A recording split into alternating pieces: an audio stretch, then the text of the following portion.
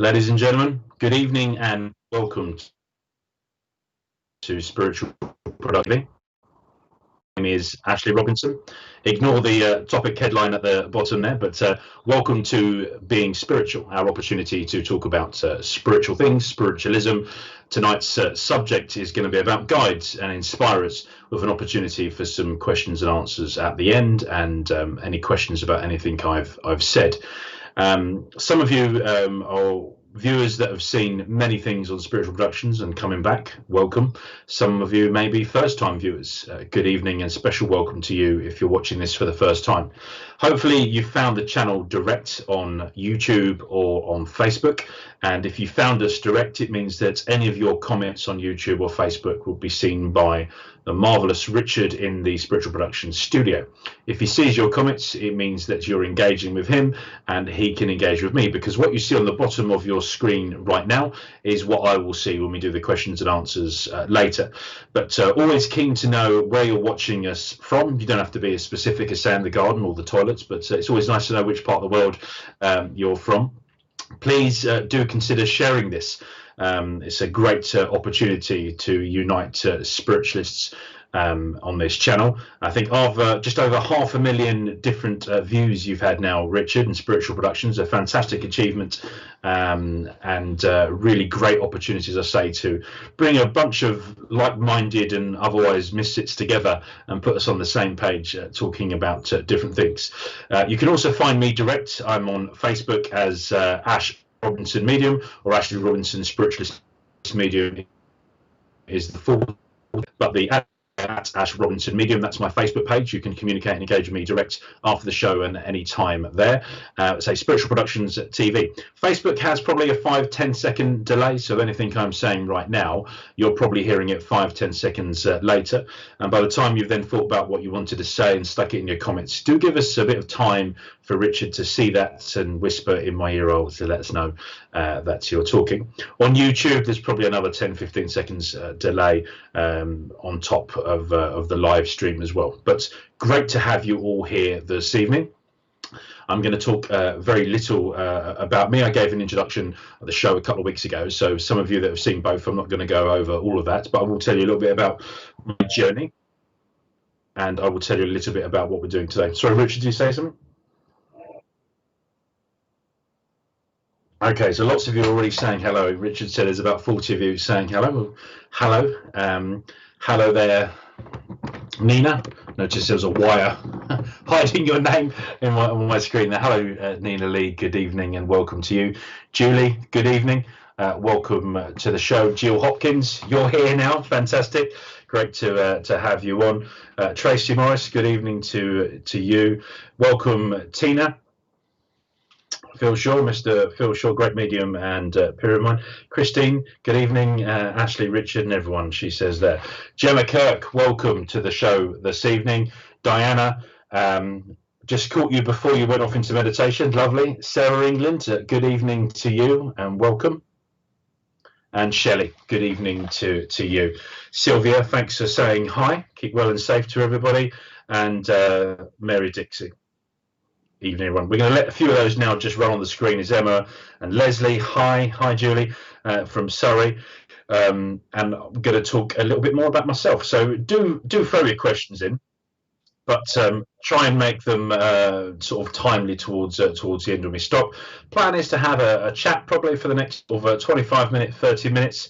And we're going to talk about guides and inspirers and see where we go off. But I just want to set the context of me. So I said good evening, I'm Ashley Robinson.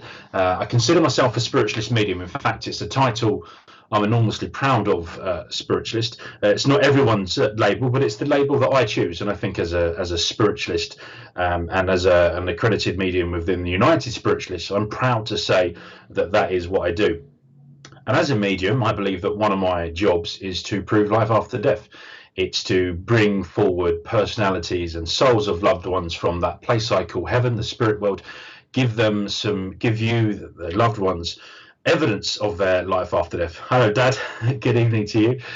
And talk about the truths of spiritualism, promote the spirits and concepts of what life after death, life after that change called death is. And that journey for me has been quite natural. Born into a spiritualist family, and spiritualism. Well, hello, Bev. Good evening, and welcome to you. Love whenever I see your profile picture, I do love the colour hair. Lenka, they're one of our great supporters. Welcome to you, Lenka.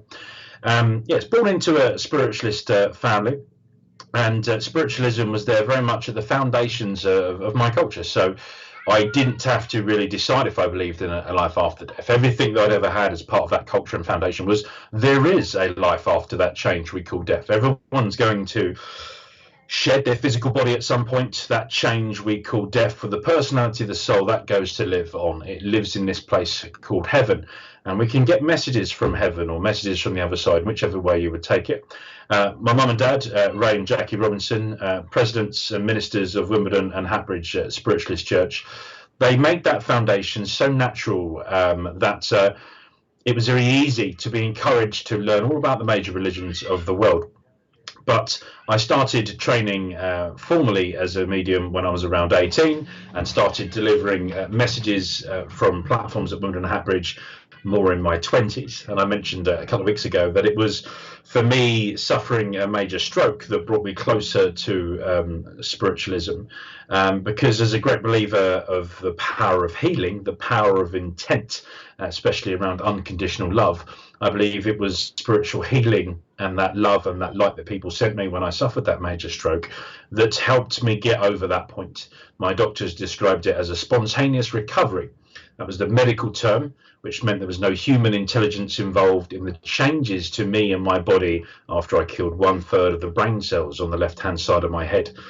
Understanding the power of that healing, which for me was my own little miracle in keeping me going, I also started to listen more to myself, to my intuition, to my instinct, which is what we're going to talk about today. I started to understand more about my guides and my helpers and my inspirers, the power of some of our ascended great teachers and masters. And this evening's talk is going to be a little bit about how I met my guides initially and the relationship I have with my guides now. It's going to be deeply influenced by a wonderful friend of mine who now lives in the spirit world, Ralph A. Steadman. Now, Ralph Steadman was an incredible man on earth, and he's an incredible man in the spirit world. He was one of my more recent tutors, mentors, in spiritualism, and he's written a number of wonderful books about spiritualism. But he works with me from the spirit world. And as we talk about guides, I'm going to talk about a term that Ralph would also use, this committee of people who come to influence and inspire me, currently chaired in my part in the spirit world by Ralph Steadman. So that's a couple of teasers for you this evening about what we're going to talk about. Now, some of the words and some of the language differs depending on your upbringing, depending on the etiquette and school of thought behind your own teaching. But I believe that guides, inspirers, angels, guardian angels, doorkeepers, all of those words can be attributed to the same category of friends and supporters. I believe that every person on earth has at least two spiritual beings attached to them in the capacity or role of guide. And I'm going to talk a little bit about those, and I'm going to talk about how people may recognize them. As a spiritualist, most people, slightly different versions of your spiritualism, but most spiritualists and spiritual people would say that the whole universe, the entire universe, is a foundation of love, of energy, of unconditional love. And the greatest way of showing that love is to do service or through service to others. So if you're showing love through service to others, then what better spiritual service could there be than giving someone and guiding someone through all of their problems? Now, the prospect of attaching yourself to somebody for their entire life is probably too difficult for most, if not all of us, to comprehend. The prospect of binding oneself to the service of someone else for what could be well over 100 years would be so intolerable that, since the spirit world doesn't have time concepts in the same way, it's impossible for us to understand right now on Earth what that means. But I want to plant a few seeds that absolutely, that time doesn't work in the same way it does for us on Earth right now. And what better way to give service to someone than to choose a human being in their incarnation on Earth and to guide them through that life. I'm going to talk a little bit around that principal spiritual being, that main guide. And some branches of religion, some branches of Christianity may refer to that person as the guardian angel. Now, I'm not going to talk a lot about angels and guardian angels and ascended masters today. There are much more qualified people to do so, one of whom is Brigitte Visa, who's doing a show on spiritual productions coming up very soon. So do watch out for that. Pollyanna Boothby, who often talks about spiritual and psychic weekends, Spirit Seeker down in Bournemouth. She can talk for as long as you like about angels, as are some of my circle leaders. But people will understand that term, guardian angel. And another brilliant tutor there, Kate May. Hey guys, someone else that can talk a lot about this. So in terms of understanding then that concept of guardian angel, or this spiritual being, this primary guide, thinking about who they are and what they might do, I'm going to plant the seed that this is someone who, in dedicating service to us, to me in my incarnation of this life, is a soul that would have walked on Earth before. So I'm not going to talk a huge amount about reincarnation today, Richard. We're going to do a special show all about the concepts, principles of reincarnation. But for the purpose of this, I'm going to assume that reincarnation is possible, and that actually the principal guide, that spiritual being. Hi there, Miss Reynolds. Good evening to you. That perfected soul, that concept of someone walking on Earth and living at least one life and then ascending to heaven, passing over, going through that change we call death, that they are going to then dedicate their service to us. Now, I'm going to make a couple of assumptions because we don't have enough time to talk about time and what it means to heaven. But let's assume that if one of my friends' family loved ones pass away, they're not going to dedicate their entire life, the rest of their life in heaven, to someone brand new right away, because they're going to be quite busy. Perhaps they're giving messages of life after death. Perhaps they'll be going through the schools of thought. But what I am going to assume is that actually it's very likely that the person that dedicates their spiritual being life to my life on Earth as my principal guide has lived not just one life, but perhaps many lives, and they've perfected their soul to such a point where they've experienced so much, they've experienced everything. It puts them as an ideal person to guide a new human being, Ashley Robinson and the incarnation. The second concept that I'm going to talk a little bit about then is the second guide that I often refer to as a doorkeeper.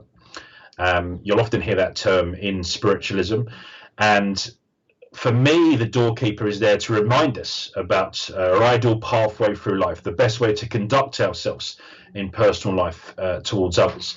And I'm going to start to different the opinion between my principal main guide on one side, that is going to effectively influence my conscience, my intuition, my instinct, and my doorkeeper, who's going to protect me like a bodyguard or a bouncer. And I'm going to talk a little bit about them too, and some of the other roles.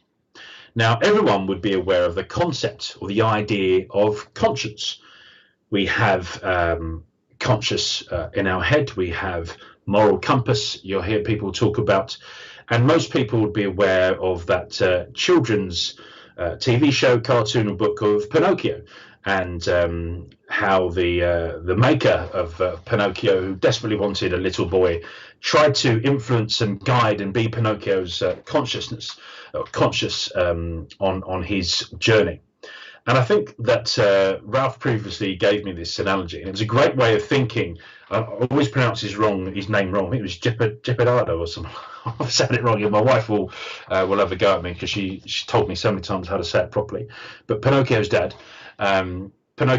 is trying to do the best for his son, to give him these opportunities, to help him experience everything in that sort of pursuit of happiness. And if we think about Pinocchio on the straight narrow, trying to do that to keep us on the straight and narrow. If we think about that, and we think about Pinocchio just for a moment, we can remember how difficult it was, how difficult the job was to keep Pinocchio on the straight and narrow. But also the concept that even when his father told him those things or gave him the pathway, that Pinocchio still had free will. He was absolutely in charge of his destiny. He was able to make decisions. So whether or not you listen to your consciousness all of the time, consciously or subconsciously, is entirely down to you. So I'm going to play a little bit with the concept of destiny and also the concept of free will. So you're writing it for me. I'm still going to say no, Geppetto. I'm still going to, yeah. Richard, you say then? Geppetto. Geppetto, that's it. Geppetto. I bet everyone's hopefully having a nice little laugh about that. It's a combination of my dyslexia and ignorance when it comes to children's stories. Hi there, Jane. So, talking about then those guides, about those concepts, that spiritual being then who is permanently with us, whose job it is to guide us, and the job of our doorkeeper.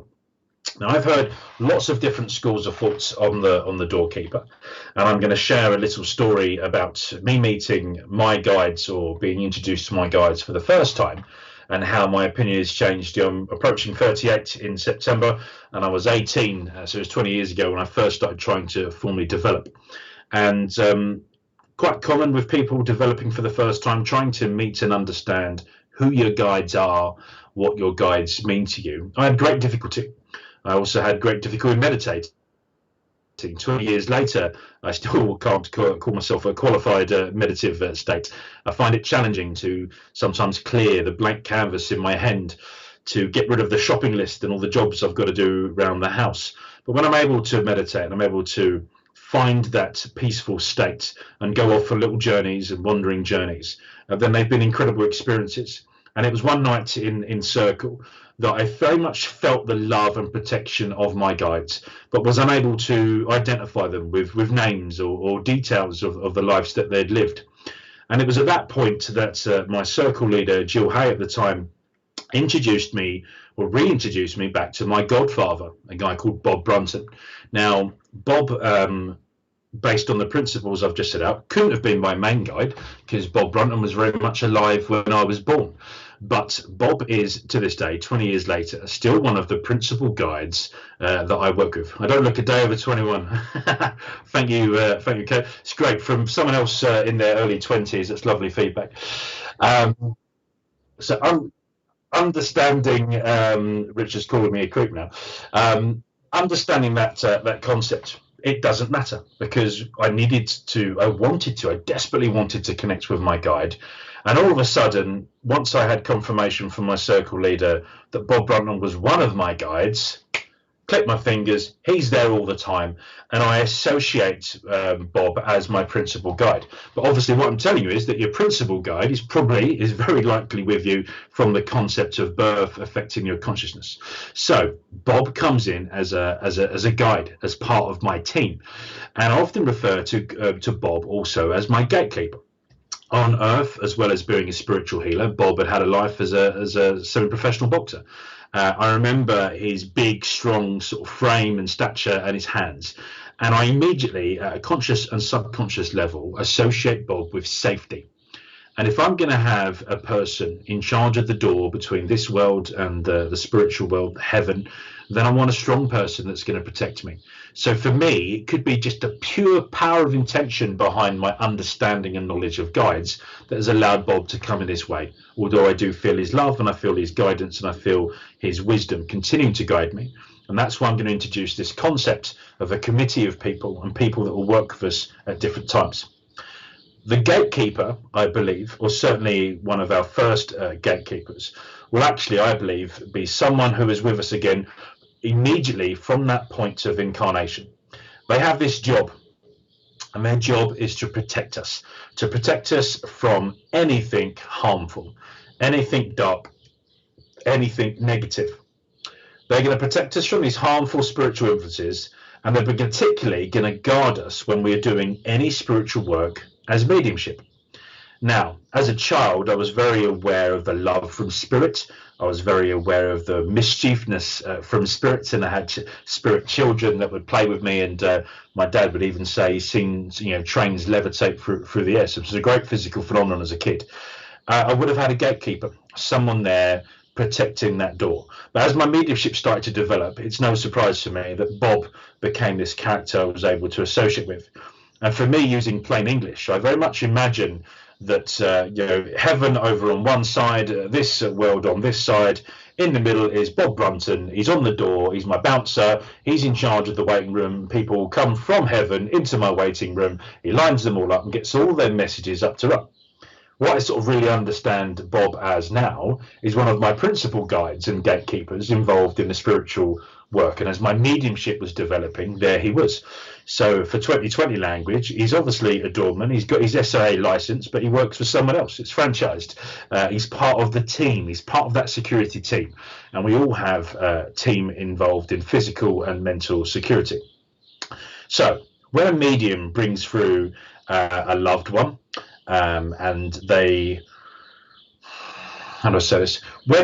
As a medium, when I've got a loved one that's trying to communicate, the energy and excitement as that connection is building can be quite incredible. It's a wonderful, wonderful thing. And I think that the gatekeeper's sort of principal job is about controlling that energy, about making sure that nothing happens without my permission or consent. It's about understanding that our loved ones who are no longer in the physical body, they're so excited. The possibility of contacting the person on earth, the client, the person that's sort of sat in front of you, the gatekeeper is just going to sort of keep them under control, help them with mediumship. Now, Kate's just put something up there that she believes our guide is a guide from birth, but also our family members or friends that pass become our helpers, but not all guides. So another way of hopefully agreeing with me and understand that concept. What I didn't do this evening was to caveat that anything I say is my honest, humble opinion based on my influences and guides. I believe it's true because that is the evidence I've had. So absolutely do give us your opinions. So understanding then my gatekeeper and the security team, they're keeping people under control, they're getting them in line, they're getting their evidence. For those that know a little bit about me, I've got a role in the civil service, and part of that job over periods of time has involved identification. And I always imagine Bob in heaven saying, right, have all your credentials ready? I want to see names, identity. You should be able to give 3 or 4 bits of really good evidence to the client. You should be able to explain who you are and how you died and give them evidence they'll understand.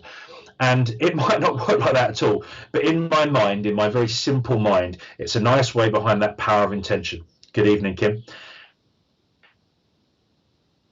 And that power of making it all safe, only allowing people to step forward, it helps me organize it.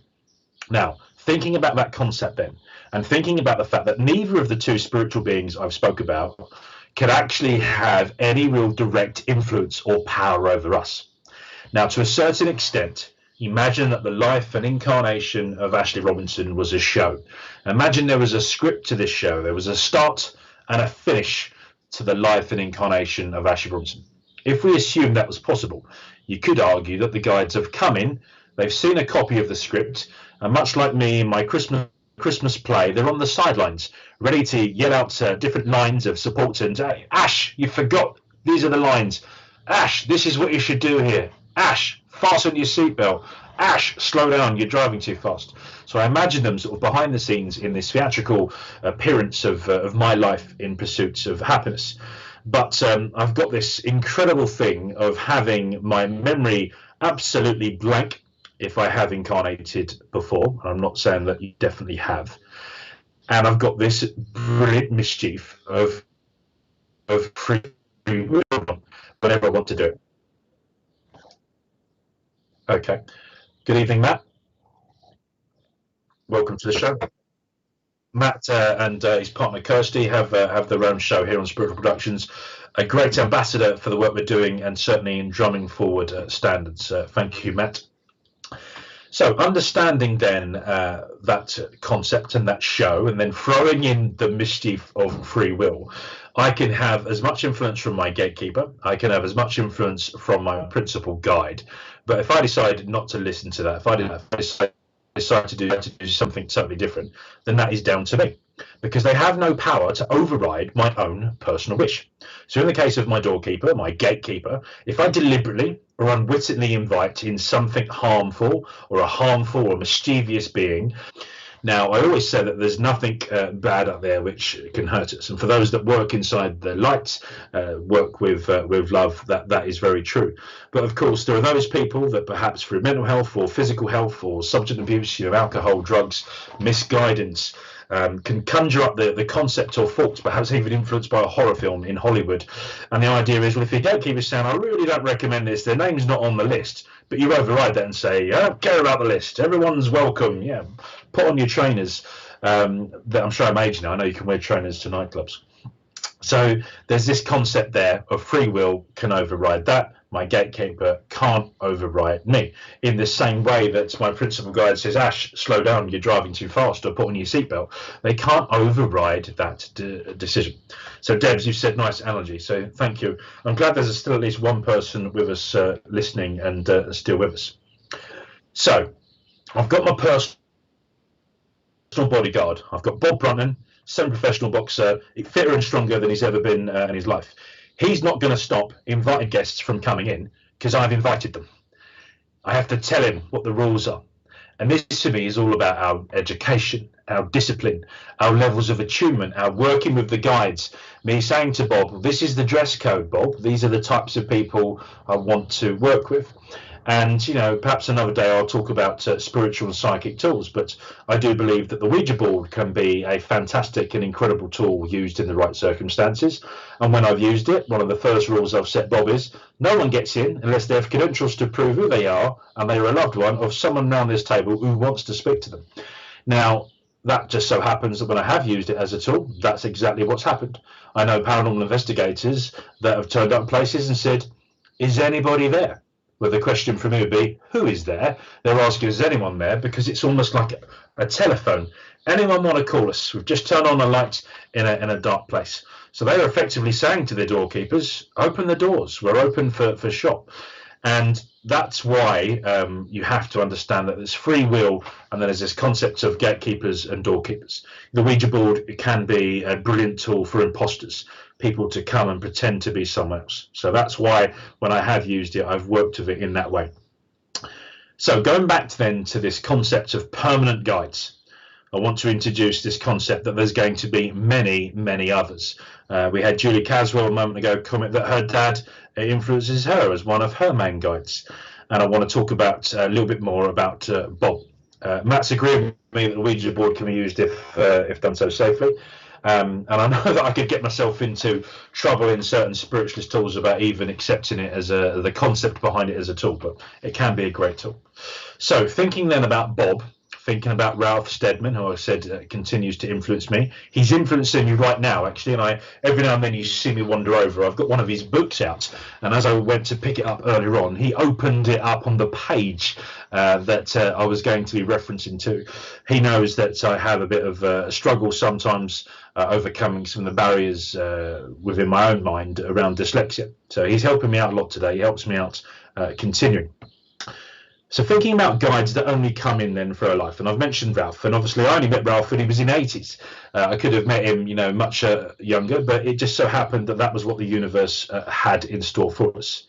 So assuming then that as we go through life, as we go through this incarnation, hopefully awakening to our true sort of soul purpose and guide, we get to the point of becoming proficient at using whatever gifts we have. If I'm a natural drawer, which I'm not, or a natural singer, which I'm certainly not, my family would play testament to me and my tone deafness.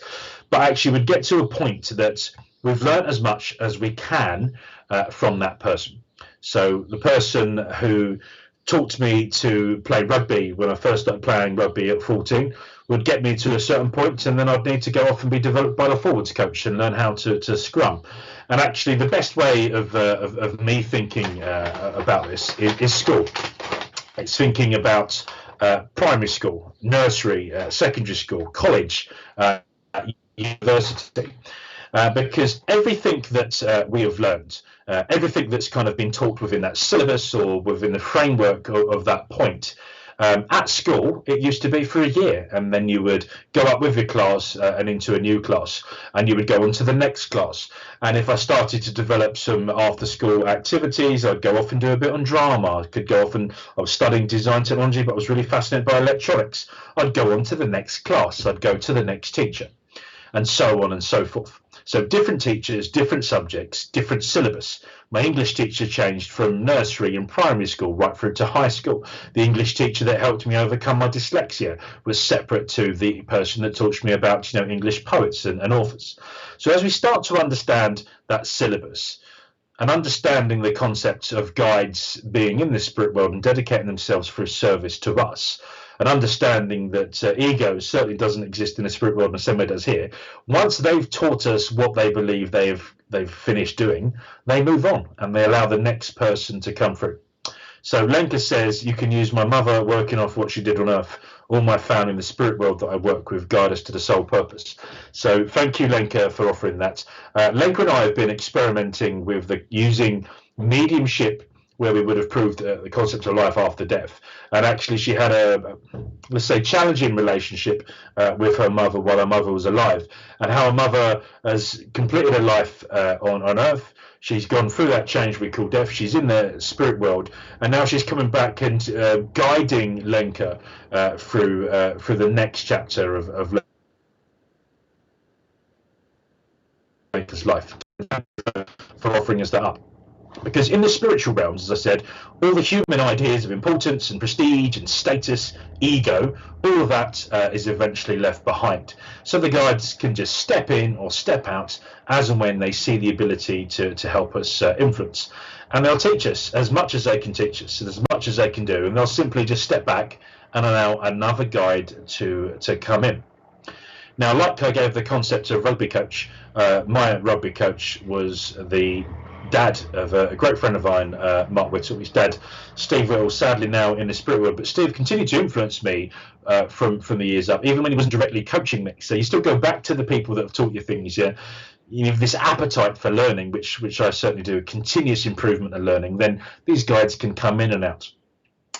And if you talk about what I'm doing right now, I call this slightly inspired talking, because although a couple of times I've looked over here and I've checked a word and I've checked a phrase here, I'm talking inspired by my committee, by Ralph Steadman. And I see Ralph very much in the role. It's like he's got the conductor's wand in his hand. And if there's any musicians here, I know it's not a wand, but I couldn't remember what it was called. And Ralph says, right, now you come in and help Ashley with this bit, and now you come in and help Ashley with that bit. Bob Brunton's there as well, because in theory he's still on the door for me. He's welcomed Ralph in the committee of people to help us.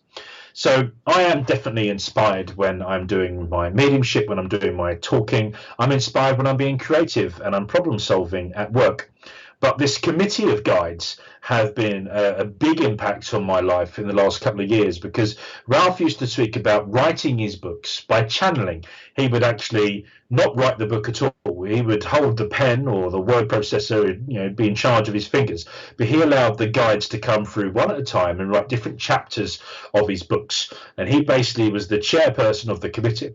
And I feel like Ralph and his committee sort of influencing me right now through this speaking.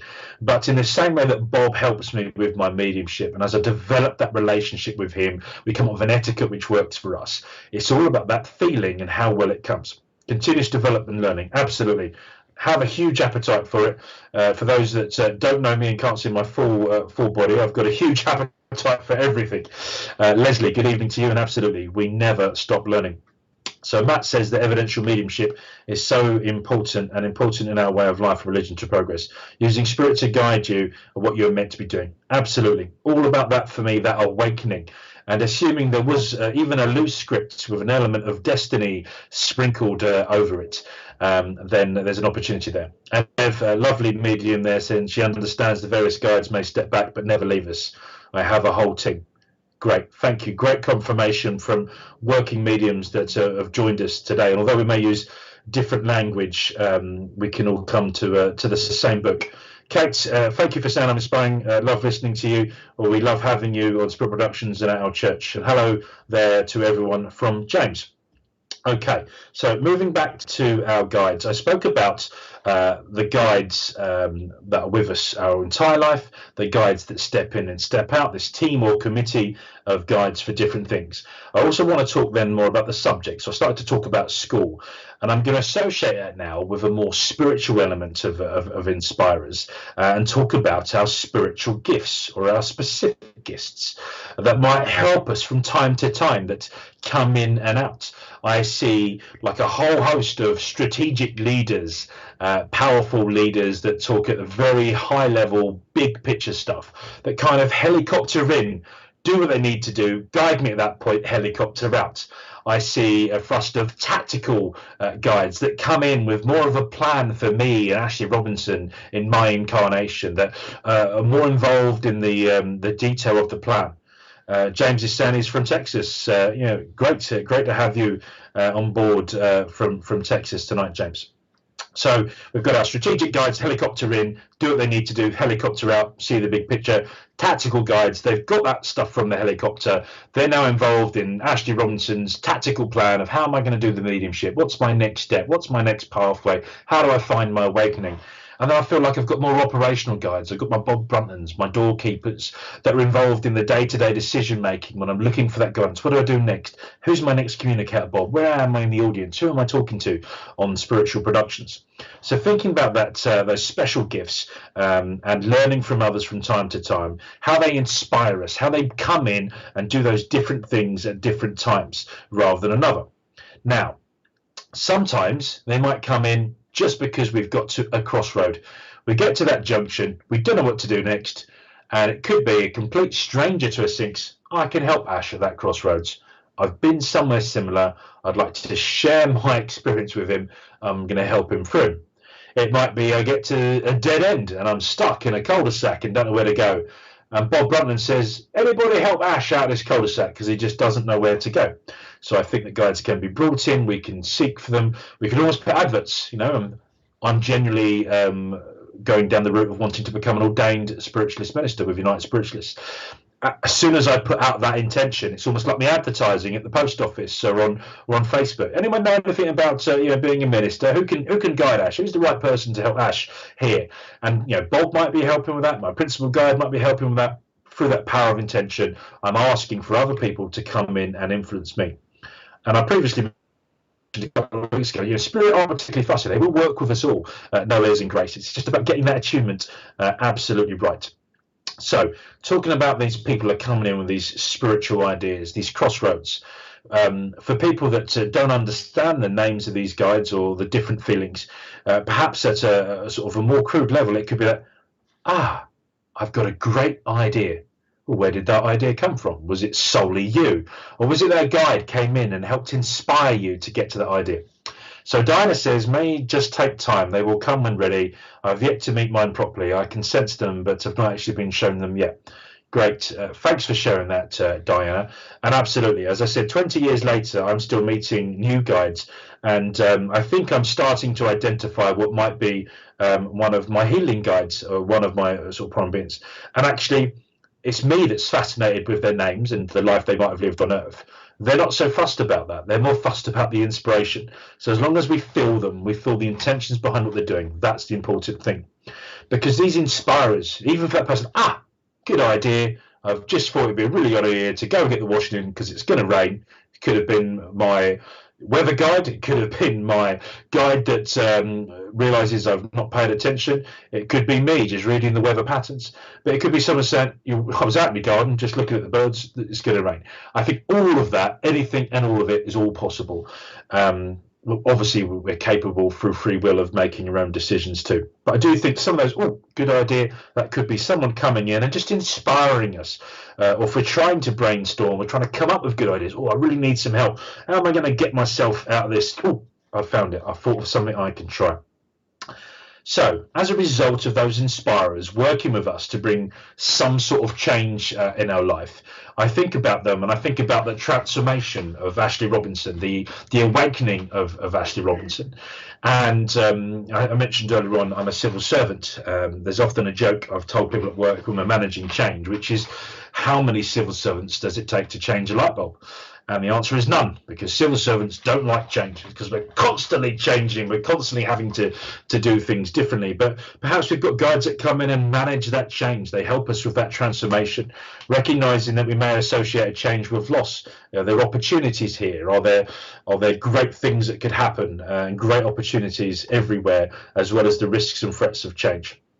So finally, sort of want to finish what I've been talking about by going back to the spiritual beings who are with us from time to time, who try and add their own spiritual energy to help us in various ways, sometimes to cheer us up, as Ralph would say, sometimes to look at situations in a slightly different way, when we're confused or we're generally, I don't know what to do. They come in and they can help us. Now, I've used that word help a lot. And sometimes we just refer to these people as our helpers or our inspirers. And I think that's absolutely fine. Sometimes, and in my case, very often, these are our loved ones who show us that their life continues in heaven after death, and that they're trying their best to help us overcome a problem or an issue, a domestic, situation, to make my tomatoes grow a bit better. Grandad, thank you for the inspiration. In my own case, I've mentioned Bob Brunton, and I think often about Bob Brunton. I know my grandfather has taken up a seat tonight. He's tuned in. He got broadband in heaven now, as he would probably say. Looking around and looking after us, I hear his voice, and he influences me in that same way. And as I explore my own mediumship and my own attunement, I start to meet new people. And for me, that's exciting, because I'm adopting an attitude where there is an opportunity here to continually learn, to continually develop, to better myself. Because for me to live my best possible life, I need to awaken to that spirit of it, to understand the journey, to really be in charge as architect. And it's at those moments when I look for my heart or my intuition, my instinct, and I'm saying to the guides, come forward, tell me what you think would work well in this situation. And I think they're going to do their absolute best. And it's down for us to interpret that information. It's just information. How we understand that information, how we use it, it's down to us. If I'm looking for some help to invest some money, which I'm not, because I don't have any money, let alone any to invest. But if I were, let's say I want some money, I thought, where do I invest this? I could say, oh, Nanny Hazel, Nanny June, come and help me. Tell me where I should invest my money. And if they've got the opportunity to, they'll come down and they'll try and advise me. But neither of my nans knew anything about financial investment. They didn't work on the stocks and shares. So, assuming that their personality and their souls continue to live in heaven, they're not going to suddenly be an expert in financial advice. But they might just be in that position. Maybe they're elevated. Maybe they've come down in that strategic helicopter. They can see the big picture. And they can say, well, you've been thinking about investing your shares in X, Y, and Z. And actually, from where we are right now, it looks like X, Y, and Z could be good for you. But it's up to us. It's up to us what we do with that information. So absolutely believe we have spiritual helpers, guides, inspirers, influencers.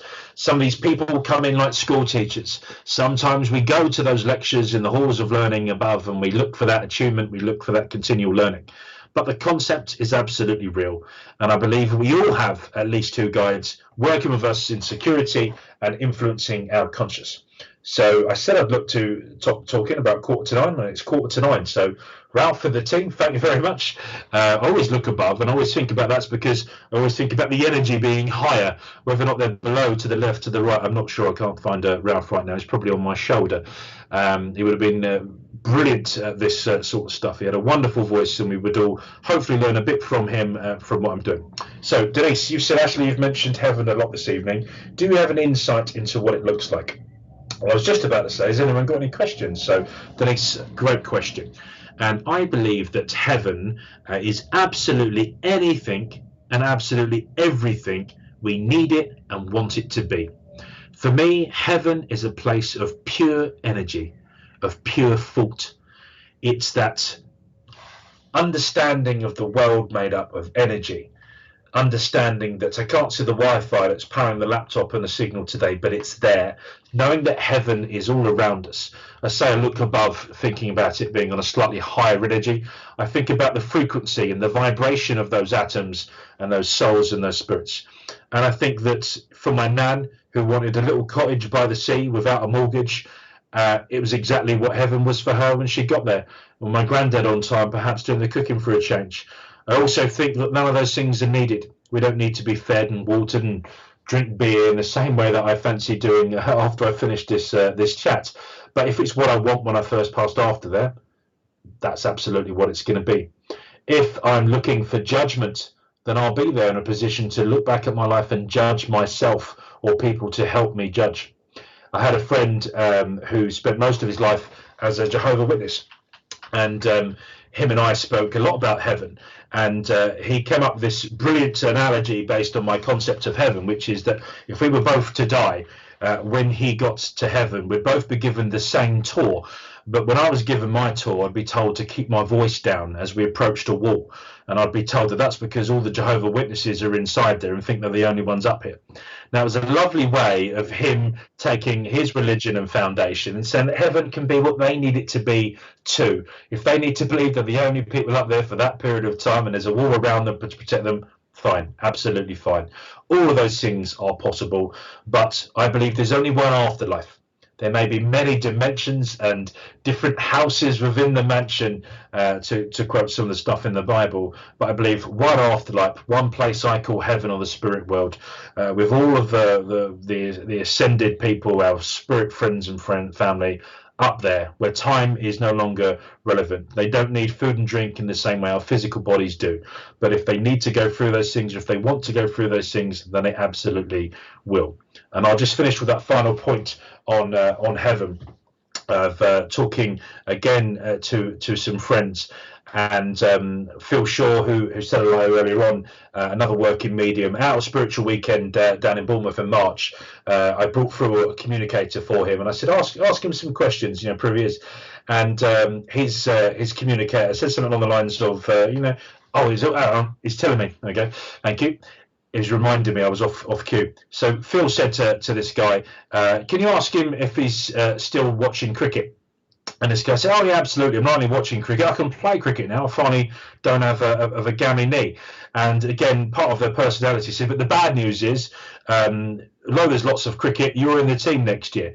And it was his communicator coming through and giving just a glimpse of his personality and having a laugh and a giggle about this. So if you didn't take yourself too seriously, if you didn't have a full understanding of the universe, then it's going to take you a while. You're not going to suddenly become an ascended master. So Denise, great question. And he gave me a couple of minutes to top and tail some of my thoughts and feelings on what heaven looks like. Thank you, Denise. Richard, we'll open up to other questions now. Heidi, good evening, Heidi. Your question is that what sitting in the power means. Meditation. Sorry, as I said, I'm a complete novice. No need to say sorry at all, Heidi. This is a great place to chat among like-minded people. So labels and words mean different things. When someone talks about sitting in the power, perhaps that's exactly what they mean. I always, in fact, 2 weeks ago, I spoke about God in this sense of God being energy, the fact we're all made of energy. And perhaps it's just connecting to that. It's allowing yourself, imagining that you're a radio, fiddling with the knobs and the dials and the settings until you finally get to a place where you can hear something. Now, we recognise there are thousands of stations down by there, particularly with the digital stuff. And as soon as I, scribble through the white noise and I find a channel, I think, oh, brilliant. You could argue that I'm now sitting in the power of Capital FM. It's a bit like that with mediumship, but finding Capital FM can be better now if I save it as a favourite number one. But I fancy something good. I'm looking for some jazz. I'm going to tune again. And each time I find a different setting, I want to try and find it as a favourite so I can go back to it quickly. And then there's a power cut and I have to redo all my settings again. And I have to remember how to navigate to those places. So meditation is a great start. There are lots of meditations on the Spiritual Productions TV. Leslie Knight, brilliant spiritual teacher, does a meditation here every other Friday. You've got a couple of other, we do one on a Sunday after the Women of Spiritualist Church Divine Service. There's a few other guided meditations online, but allowing yourself to go on that journey, to sit in a place that means, then yeah, sitting in the power could mean exactly that. So thank you, Heidi. That's a nice question. And never be sorry to ask questions. If you haven't already, link in with your local spiritualist church and find people you'll be able to meet with after this all blows over, and it will blow over at some point, and you'll often find there's lots of little groups where you can ask these sorts of questions. Kim, good evening to you, Kim. Your question was, yes, I definitely need to know what sitting in the power really means. Thank you. So hopefully I've answered that question. Again, it's based on my personal opinion, isn't it? Sitting in the power for me sits around the power of the universe, the power of that unconditional love, and that is the most powerful thing in the universe. Unconditional love, and the intent behind that is an incredible power. And if you're lucky enough to have felt unconditional love from someone in your family, you'll know exactly what I mean, and that can mean sitting in the power too. Tracy, good evening to you, Tracy. Your question is, how can you tell if it's your own free mind or the guides actually giving it to you? Do you get separate feelings if it were guides? Oh, that's a lovely question. One I've answered myself. And actually, rewind back to I was about 16 or 17, I was trying to understand mediumship. I remember saying to my mum and dad, how do I know I'm not making up these communicators? I've got a great imagination. And my mum sort of answered it with another question of, how do you know your imagination is your imagination? And she was being facetious, but she was challenging me in the same way that my dad would say, treat every no as a challenge, find more evidence. So you can do exactly that. If you are asking, where do I go, Spirit? Do I go on path A, path B, or path C? And the guides influence you, you could ask them for additional confirmation. Have you seen a letter B? Have you then seen something else that begins with B? Have you seen something that points towards the middle? So continuing to challenge the stuff you get, developing that relationship. It's almost like the mindset of a toddler. I've got a 5-year-old and a 2-year-old. And if I ever say no to my toddler, or I answer one of these, how does this work type dad questions, he would keep asking me why until he gets down to the raw detail of what he wants. So why can't I go outside and play in the rain? Because you're going to get wet. Well, what happens if I get wet? Well, if you get wet, you might get cold. What happens if I get cold? It's that type of continual sort of repetition of breaking down the information. And you can get to a point with your own meditation where you can say, okay, if that is my guide influencing me to be, give me something else about you as my guide, and allow yourself in the calmness of your mind with that blank canvas to start to get things. So, assuming we do have our own free mind, and our guides can actually influence that, it's all about the relationship and understanding that feeling. Recently, I've been using the word surrender a lot, and I've often said in my meditative state, I surrender. I surrender myself to your will, and by that, I feel like I am retreating slightly from the ego of Ashley Robinson, and I'm encouraging spirit friends and guides to so close to me that I can feel them influencing, inspiring, and guiding me. And that's worked for me because, as I said, I'm a simple creature and I use simple English, simple plain English to understand those things. But experiment with this in a safe and protective way to understand the difference between free mind and guides influencing you.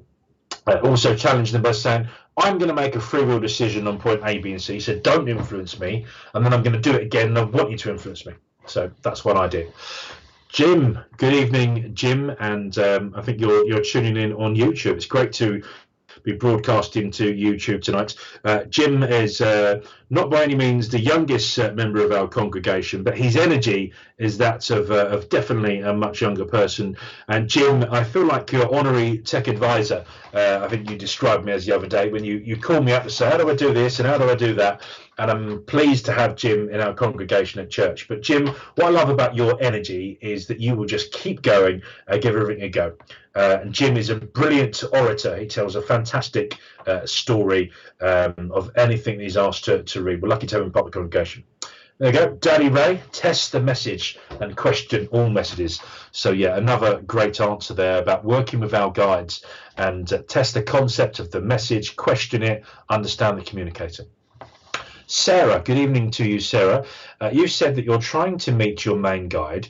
You know meditation is the key. Would you recommend singing bowl or any other tools to help beginners, please? I keep visualizing wood, then my house going in, and I can't see the rest of that, Richard. You'll have to read it to me. Wait for your guide to arrive. I mean, that sounds like a beautiful way of doing it. My mum does some brilliant guided meditations. And if you're the type of person that can go on those journeys and the visualization, then absolutely continue to do those things. Most of the visual guides, sort of visual meditations and meditations that I've done for work for me, often involve me doing something that for me is going down or vibrating. And I always think that's, again, it's about speed of energy. But most of the time I've found that going down steps or down ramps or down the mountain or down the path to the beach, to the water, those types of meditations have been really good for me. But find out what works well for you. Some people, my family, my cousin-in-law at the moment, Rachel, she picks up a notepad and she just starts writing things down. We've got a lovely lady, Shirley Monaco, that writes poetry inspired from spirit meeting her guides. So whatever works for you, just keep trying different things until you feel happy. And yes, so meditation can be absolutely key, but deep down I struggle to meditate now. And before working tonight, before working as a medium, sometimes the busyness of my life with two little boys and work, I've had to find a way with spirits that I can still open up and be attuned without having to spend a long period of time in meditative state before I can work as a medium. And I feel like I'm speeding up the process each time, but my learning comes from then taking time out to meditate. So good luck with that, Sarah. We wish you all the luck and best wishes going forward.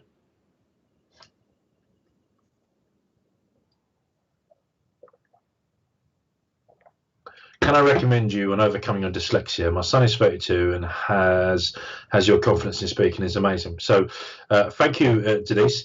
I would commend classic dyslexia moment there. I saw recommend. So that wasn't by accident at all. It gives you an example about my ability to read. So thank you for commending me. And yeah, it's all about playing to our strengths. And for me, and awakening, absolutely, we play to those strengths. Bev, Ash, you were so lucky you were born into a family knowing. My family knew nothing of spiritual and struggled to understand me as a child. And all too often I hear that story. But the beautiful thing about that, Bev, is obviously you've gone on to be an incredible medium that gives great evidence of life after death and share the sort of truths of spiritualism with the stuff you do. So it's all about us finding that path and that awakening. There was a brilliant video I watched on Facebook recently, and I encourage you all to try and find it. Actually, it's called Privileged Race, I think. I'll have to double check now. I don't actually have my personal phone on me, but the concept, which is very themed at the moment with the Black Lives Matter movement and that terrible murders in the US by the law enforcement officers, Mr. Floyd. It talks about the concept of privileged and what privileged may mean. And I think it's a university sports coach lined up about 50 of his students. And what he says is, you're all in a fair race for this $100 bill. And he puts the $100 bill on the floor and he says, you're all going to run. And the first person that gets it, it's fair, level playing field. Everyone can win this. Says, however, if you are someone who has both parents still married, you can take 2 steps forward. If you are someone that has had a father figure throughout your entire life, take another 2 steps forward. Take another 2 steps if you've never had to look money for your next meal. And what he was saying is that sometimes we are born into situations, could be part of our destiny, but certainly outside of our immediate control, where even if the race looks fair, other people are in front of us, or they're behind us, or to the side of us. Because the concept being that we have very little say in who we are born to and where we're born. Now, some people might say you have no say. I'm going to plant that seed for our chat on reincarnation next time, that perhaps you do have some influence. Watch this space for our special on reincarnation. So good luck and best wishes. Diana, I saw 4 magpies earlier, and I believe they are significant, not in the meaning of the nursery rhyme, but spiritually. I've been getting a number of signs recently. Are they one of them, perhaps? If you believe it is, Diana, and it feels right, then absolutely. My nanny Hazel used to love talking about robins, and she always had this, oh, there's Robin, that could be, granddad, uncle, auntie, coming to say hello. And I think that if that's what you believe as a sign, then what a great way for spirit to influence us. I want people to say, oh, when the rainbows come out, I know it's my mum always looking out for me. Brilliant. If that's what you believe, then who am I to challenge that is not your understanding? Physical manifestation of anything is incredibly difficult. I've witnessed a handful of physical phenomenon in my life, and I know it needs the incredibly right circumstances.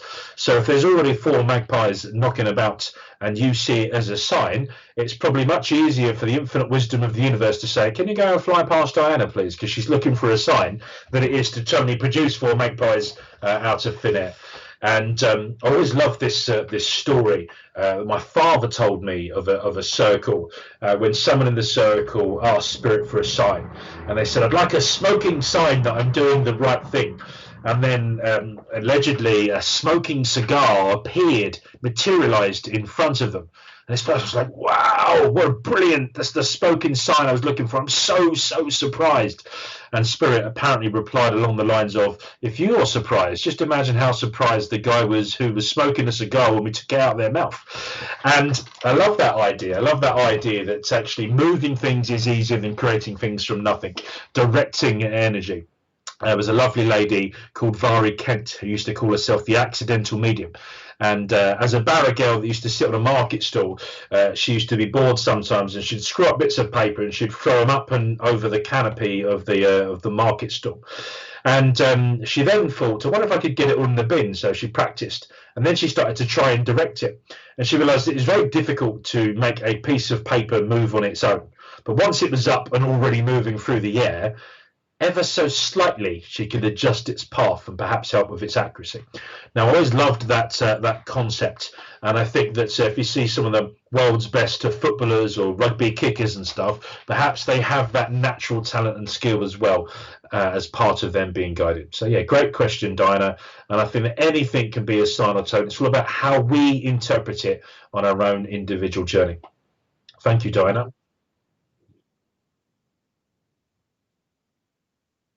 Okay, we got a comment. So James from Texas, if I remember, ground yourself to the earth to connect with God. I used the white cord technique in less than 30 seconds. So great. Thank you, James, for sharing that. Great from Texas. I visited Houston, Texas in 2010 and really loved it. I would love to go back. My Stetson is worn and tired now, so I definitely need a new hat.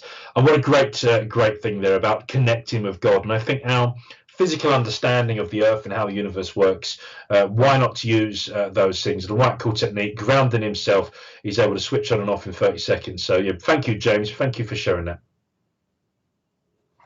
Kate, do you believe it's our guides that orchestrate situations prior to them happening?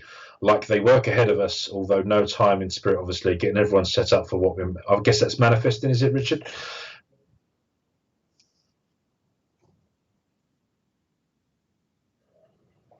I certainly think the spirit of that is right. So I'm planting lots of seeds, Richard, for this special we're going to do on reincarnation. We have a panel of people all talking about their ideas on it. But again, going back to the concept that our life is a play or a DVD or a Blu-ray or whatever you want, in 2020, then our guides kind of have seen some of the headlines. Perhaps they've even designed or written the script with us. So I think they'll go out of their way to try and orchestrate situations for us. I was lucky enough to meet, one of my soulmates, my beautiful wife, Claire. And she probably isn't listening because she's gone out for a walk and left the kids asleep. Well, actually, she's probably back now. I'm sounding like a terrible parent. Anyway, my beautiful wife and soulmate, Claire, my best friend, lucky enough to meet her 20 years ago and get married. Now, I ended up meeting Claire, not in the most romantic of situations, but by going out with 2 of her friends when we were all teenagers first. And I think definitely if you're going to date your wife's friends, you should do it before that person becomes your wife. But I do believe that the universe found a way for me and Claire to meet. And if we weren't going to fall in love in that love story, then actually we'd get to meet each other through friends of friends.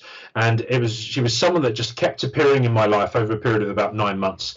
And gave me the opportunity to get to know her and fall in love with her. And I've heard lots of stories about that. The universe will find a way. After getting married, we tried for 10 years to have children. We had a couple of failed pregnancies where we had proof of perhaps initial incarnations of those babies that continue to grow up in the spirit world. And I think that if a baby is meant to be, and I believe that every baby that is born is meant to be, then actually the universe will just keep finding a way, and our guides go out of their way to orchestrate some of those situations. Again, it's up to us, because we could walk for 10 miles, and if we see 4 magpies every half mile but still don't see it as a sign, then they've done their bit. We've made a decision not to take it on board. But yes, I believe it's possible. And I believe that we're also the architects of our own lives. We can create our own destiny and choose our own destiny through that spirit of free will. Thank you, Kate.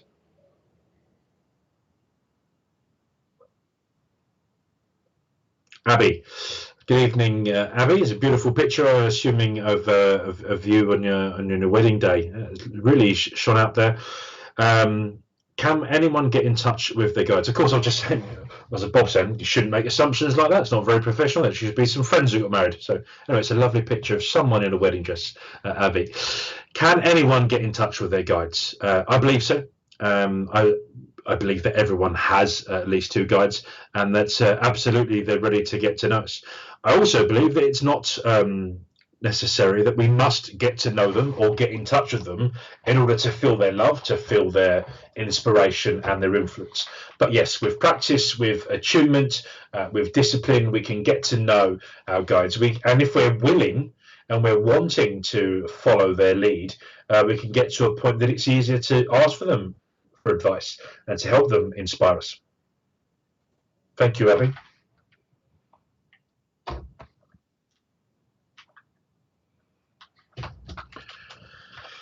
Tracy Morris. So is your instinct your guide guiding you? I believe that a lot of your time, your instinct could well be a guide guiding you. Absolutely. I also think that your instinct is a product of your upbringing and your culture. I think that you can continue to sharpen your instinct in part through attunement with your guides and your helpers and your inspirers, and in other things it's around talent and skill. And who's to say that you don't have guides that influence your talent and skill? So I'm trying to think of an instinct that is not a violent one, because I keep thinking about law enforcement and shooting. I think it's too controversial to talk about at the moment. But let's say, for instance, as a pilot then. So I want to become a pilot. I spend most of my childhood thinking I want to become a pilot, and I do every bit of training possible. I do all the simulators possible. Even with the modern technology and automated pilot, there's an element of me having to be able to fly this plane. Otherwise, it'd just be computers that fly them all the time. So what I do is it's my hard work, it's my determination, it's my free will that read all of the books. I had absolutely no influence and guidance from anyone else in the spirit world. I read all of that, and I fly the plane with instinct on the basis of that training. Another school of thought is that every step along there was someone influencing your learning and your education, and if not you, the person that wrote the book in the first place, so that you could realize your true purpose, your instinct and your talent. So Tracy, yes, I'm being a politician sort of answer in saying that yes, your instinct can be your guide guiding you, but what I'm not saying is that every single time your instinct is purely driven by your guide. But if you want your guide to continue to guide you, surrendering, retreating back and allowing them to do so is absolutely possible. So your instinct or intuition is your conscious. It's that guide that's trying to keep you live and keep you on that journey in pursuit of happiness.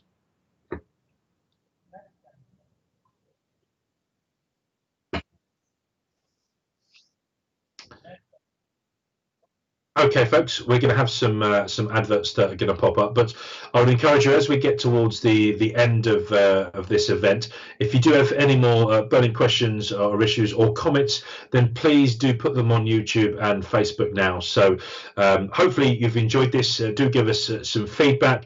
It's great that we've had so much encouragement. I'll try and go through some of the comments later to see if there was anyone that absolutely hated or disagreed with anything I've said as well. Yeah, post your last few questions now on YouTube and Facebook, and now we're going to do some adverts, I believe. Well, I'm going to do some adverts for you. So, a demonstration of mediumship every Saturday at 8 o'clock. Different medium every week, although this week you've got buy one, get one free. So, for those of you watching me tonight, you might be interested to see how I do as a medium. I'm on tomorrow night. Divine Service. I've spoken a lot about my base camp, Women of Spiritualist Church, Divine Service every Sunday at 11 a.m. with Reverends Mummy and Daddy Ray and Jackie Robinson, with reading, mediumship, and meditation. And then chilling out, Sunday sofa, join the ladies for some gossip and live readings, Sunday at 2:30 British summertime.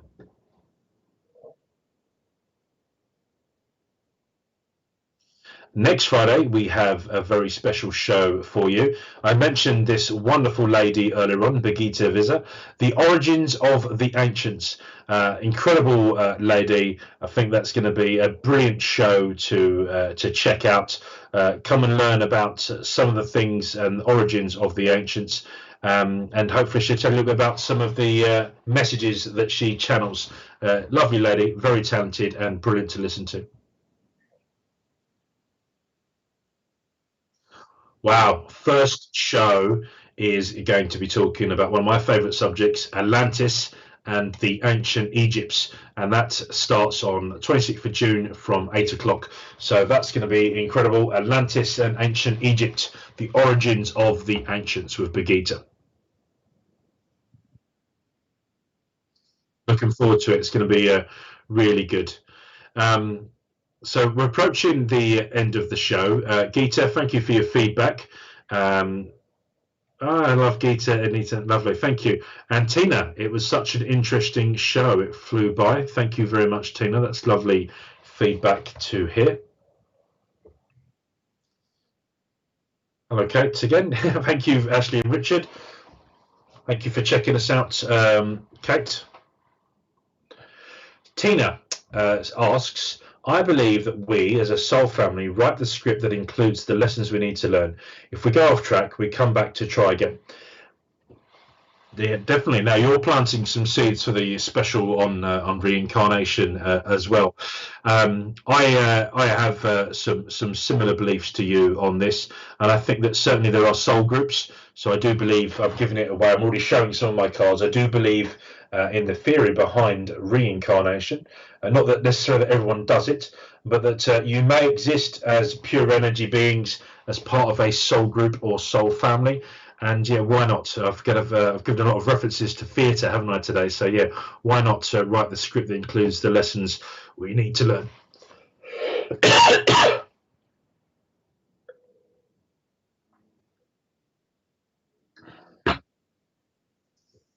Kate, working me well tonight. What do you think are the stages of manifestation? I know the dyslexic in me would probably break that down phonetically to say it's manifestation. But you know, the honest answer is I don't think I could describe the many stages of manifestation. Let's assume that manifestation was a six-sided dice, and you roll it once to get to the first stage, and you roll it again, it suddenly jumps to four. I don't think it necessarily manifests in that mechanical order.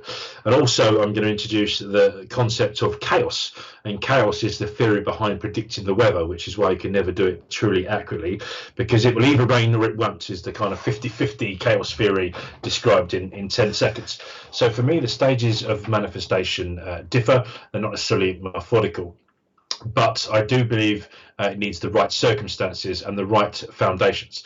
Now, Kate, I hope you don't mind me mentioning that your partner, Colin, is an experienced and quite incredible physical medium, trance medium. I've been to his workshops and chats. So you probably have an idea of what the answer to this question is. If you want to share the answers, then I'd be interested to know it. But I don't know if Colin's watching with you tonight. He'd be the type of person I would defer to. More of an expert in physical mediumship. It's something that I'm only really starting to experiment with now. So for me, the stages of manifestation are no manifestation and some manifestation. Very, very simple for me, but there's some incredible physical mediums out there and some great evidence. Needs the right circumstances, the right safety and security. Thank you, Kate.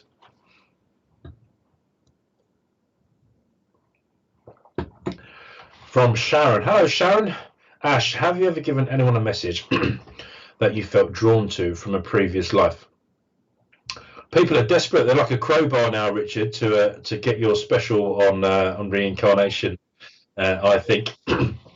um, I've never given anyone a message from spirit to someone I felt drawn to from a previous life, but there are some people that I physically met for the first time who I have a strange and warm feeling that I know them, or I've known them before. Now, whether or not that is just because our higher self, our higher conscious, or maybe the two principal guides know each other, I also feel that this, to a certain thing, is about instinct. When we meet people for the first time and we shake hands or we hug or we kiss or whatever, you kind of either get that energy. People talk about sparks, don't they, when they're flirting and they're going out as partners. All of that, I think, is part of our consciousness, part of our instincts and guide. But yes, I do think it's possible that people from previous lives would have coexisted at the same time. And at a high level, perhaps they can be very aware. Phil Shaw, who commented earlier on, is a physical medium. Another guy that could answer that question, probably about the stages of manifestation. Him and I have worked together where Phil has done transfiguration and I've done mediumship, and we've done it from the same communicator. So while spirits use his face as a blank canvas to bring forward the personality and traits of that person, I've delivered evidence of their personality and life after death. When that's worked together, I've often seen my guide and his guide, and I've imagined my guide talking to his guide. So for a while I thought, well, one afterlife, all the guides can see each other. But then through testing communicators and asking more questions, actually what Spirit came back to us said, do not assume that every one of us in the spirit world is aware of other people in the spirit world. Some are, some can see everyone, some are only aware of other people. And I think that goes back down again to probably the speed of their vibrating at an energy level. I'm not going to get into metaphysics and stuff tonight. But yeah, plant a little seed there. It's I do believe it's possible, and I do think that at a high level and certainly at a spirit and guide level, they're aware of each other.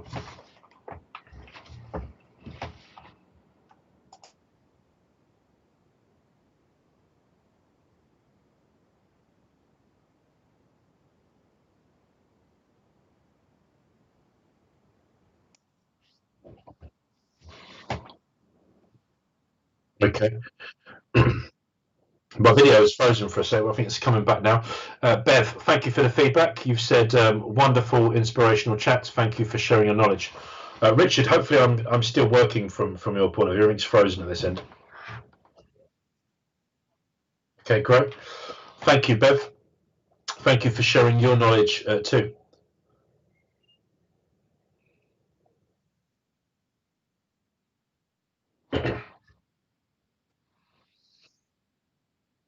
Mary Dixie, one of my circle leaders and tutors. So hopefully I continue to do you proud, Mary. Thank you for what you've done and helping me on my path. Julie Caswell, another friend and trainer. Julie does some incredible things with psychic tools, including the Spirit Box or the Franks Box, which is well worth researching.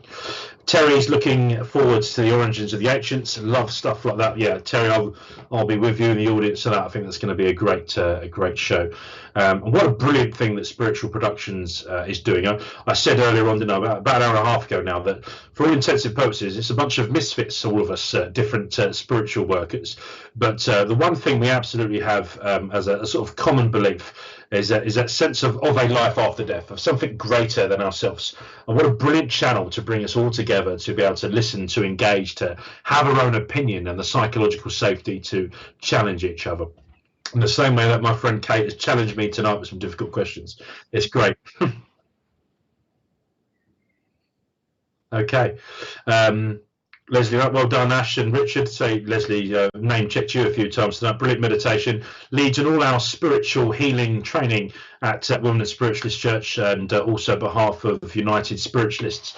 Leslie will be training me soon, hopefully in spiritual counselling, which will be one of my stepstones to becoming a minister.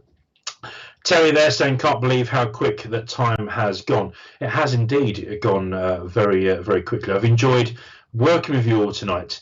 Diana says that finding Spiritual Productions has been like finding home. Lovely. And Stacey says, thank you, Ashley. It's been very interesting. Hey, Phil, I'm glad you're still here and I didn't say anything bad about you, mate. Terry, can't wait for Origins of the Ancients. Yeah, love the show. That's going to be really, really good. And I love actually using my mediumship and my knowledge of sort of attunement to also bring in some of my I was going to say fantasies. That's probably the wrong show for a Friday night. So fantasies, but if sci-fi for me is me just disappearing off and going into a bit of a fantasy land, then being able to mix some of my sci-fi, some of my beliefs, asking those questions in a new understanding of the universe, I think it's absolutely compatible. We're a brilliant religion. We're under the umbrella of it. You can almost ask anything. James, thank you for your feedback there, and thanks for sharing great information. You too, sir. Thank you for sharing your thoughts on I hope my kind of show. Thank you. I assume you're talking about this. You might be talking about Bagheeta's show, but either way, I'm glad that you'll be looking to come in with that. Brilliant. Thank you for having you on the show tonight. It's been lovely. So for more information on me and any of the services I offer, please visit Ash Robinson Medium on Facebook. I've got a small page there. So I'm a working medium, but full-time daddy and civil servant. So lockdown has given us lots of benefits and opportunities of time. But for the first time in 20 years, my wife knows where I am every night, and I've been online doing more spiritual work. And thank you for Richard and the team for giving us this platform. My home church, Wimbledon Spiritualist Church, down in South London.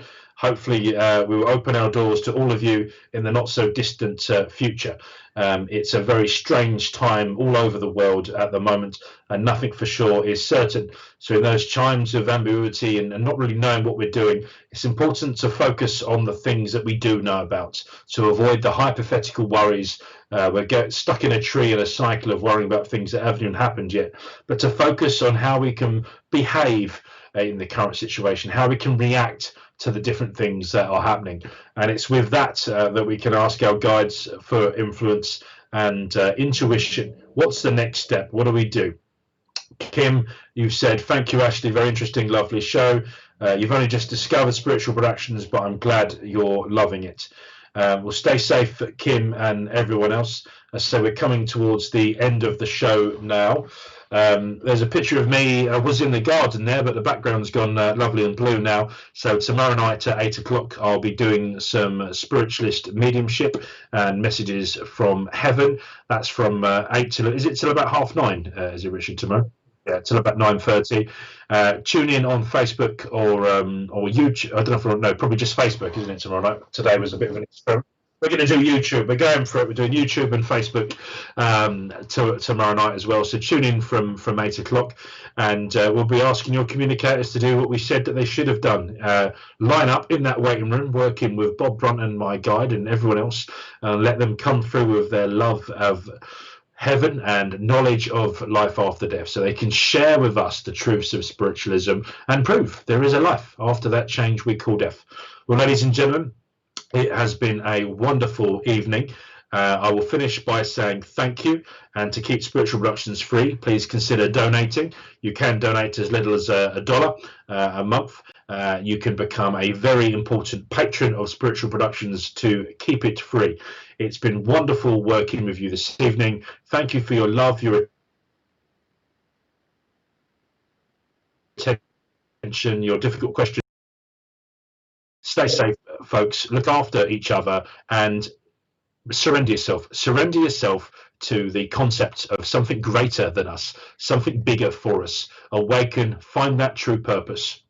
Good luck. God bless. Good night.